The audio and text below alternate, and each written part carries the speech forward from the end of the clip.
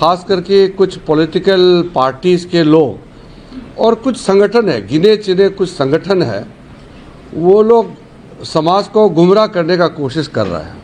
मैं बहुत साफ तौर पर कहना चाहता हूँ कि झूठ ना बोले और वक्फ बिल में जो प्रावधान है उसको अच्छी तरह से पढ़ के फिर उसके बाद में तर्क रख करके अपना बात को बोलने से अच्छा है।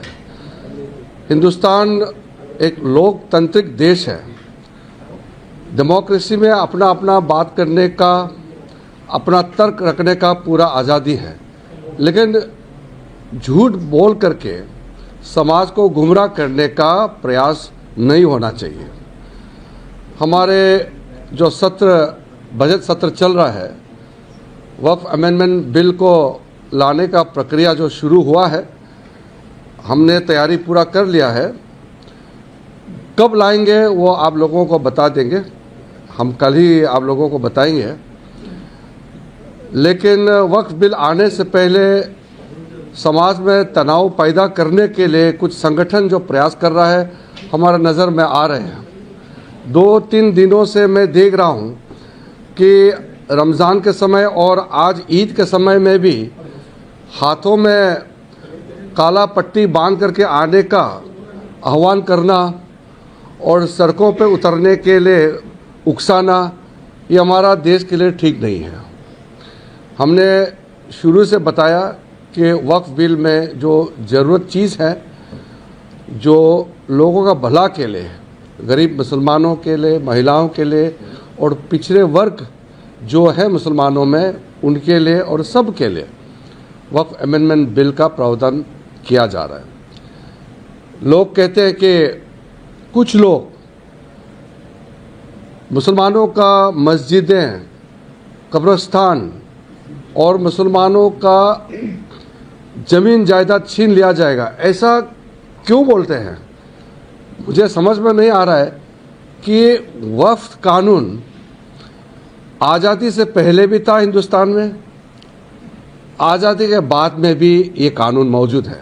1913 में, 1923, 1931, फिर आज़ादी के बाद 1954, फिर 4 बार संशोधन, फिर 1995, फिर 2013 में वक्फ कानून के ऊपर में लगातार बदलाव भी किया गया है और वो कानून चलते रहा। तो वक्फ कानून इतने सालों से चल रहा है और इसको गैर संवैधानिक बताना, अनकॉन्स्टिट्यूशनल, अनलॉफुल बताना, इससे बड़ा झूठ क्या हो सकता है? और ये देश संविधान से चलता है, कानून से चलता है, किसी का ज़मीन कैसे छीन सकता है? इस तरह का झूठे बातें करके लोगों को बरगलाने का काम करना, ये तो ठीक नहीं है। ये कौन लोग हैं जो झूठ बात बोल करके आम लोगों को गुमराह करने का जो प्रयास कर रहे हैं? वो कौन लोग हैं? मैं आप लोग से भी अनुरोध करता हूं, आप चेहरा पहचानिए। ये कौन कौन से राजनीतिक पार्टी के नेता और कौन लोग हैं समाज में जो खुले आम पर झूठ बोल करके लोगों को बरगलाने का प्रयास करना, ये कहाँ का तरीका है? हमारा हिंदुस्तान जैसे आज़ादी कहाँ मिलेगा? जो चाहे बोल सकते हैं। संसद के अंदर में जो मेंबर है वो बोल सकते हैं, संसद के बाहर आम लोगों का भी बोलने का पूरा आज़ादी है। तो अपने ही देश में अपना देश का बदनाम करना, ये कितना गलत बात है। इसलिए जब वो वक्फ अमेंडमेंट बिल लाएंगे, भरपूर चर्चा होना चाहिए। इसलिए तो जेपीसी बना करके इस बिल को रेफर किया गया है। आज तक हिंदुस्तान के इतिहास में इतना व्यापक चर्चा किसी बिल के ऊपर में नहीं हुआ है। आज तक का इतिहास में जितना जॉइंट पार्लियामेंट्री कमेटी बनी है, किसी भी सब्जेक्ट पर इतना बारीकी से व्यापक चर्चा नहीं हुई। 97 लाख से भी ज़्यादा मेमोरेंडम्स, रिक्वेस्ट, सजेशंस रिसीव किया है। तो इससे ज़्यादा वाइडर कंसल्टेशन और क्या हो सकता है? और तब जा कर के वक्फ अमेंडमेंट बिल को फिर से हम पार्लियामेंट में लेके आ रहे हैं।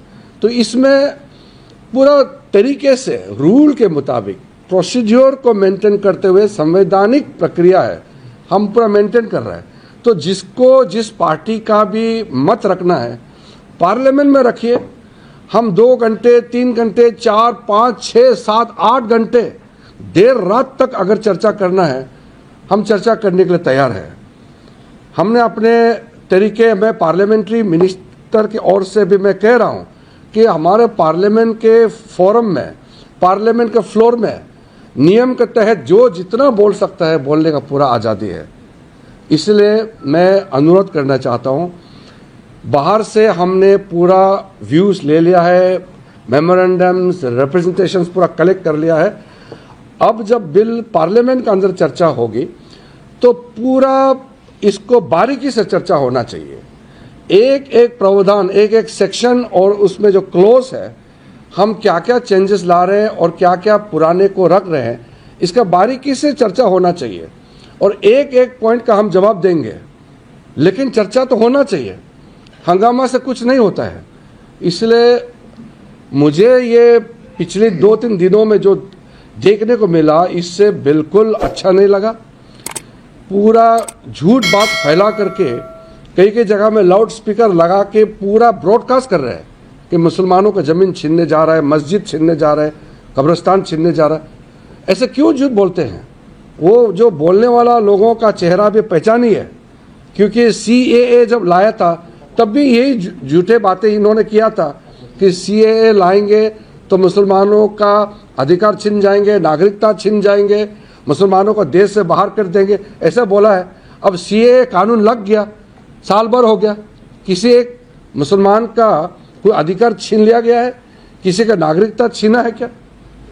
इतना ब्लैक एंड वाइट झूठ बोलने का कोई मतलब नहीं है। इसलिए मैं फिर से हाथ जोड़ करके सबको कहता हूं कि आप अगर बिल का विरोध करना है तो तर्क रख करके आप विरोध कीजिए। कौन सा प्रावधान को आप विरोध करते हैं बताइए, और ये भी बताइए कि गैर संवैधानिक कैसे है वो भी बताइए।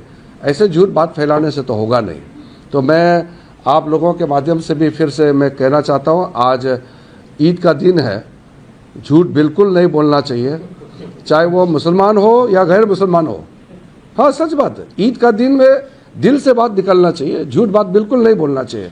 वो ईद का दिन भी अगर झूठ बोलेगा तो वो तो इसका मतलब वो नकली आदमी है।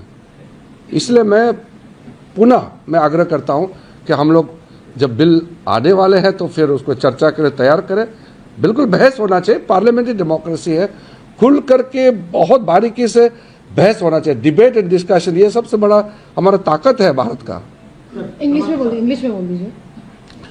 My special appeal to everybody is, when we are preparing to bring Waqf Amendment Bill in the Parliament, we must participate in the debate and discussion on the floor of the House.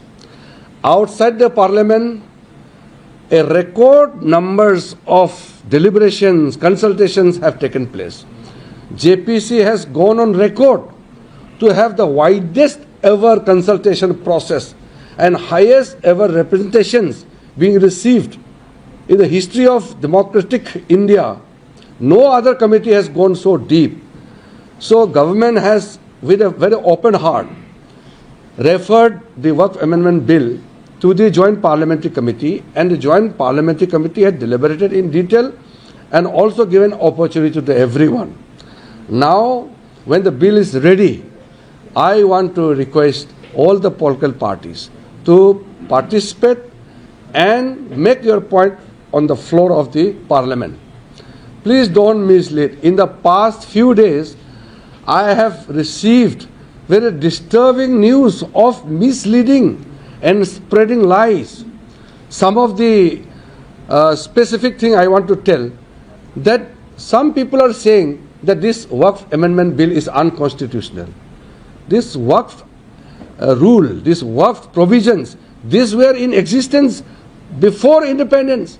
We had pre-independent laws, 1913 Musalman Act, and 1923, 1931, 1954 after independence, 4 major amendments, 1995 Waqf Amendment Bill was passed. All these provisions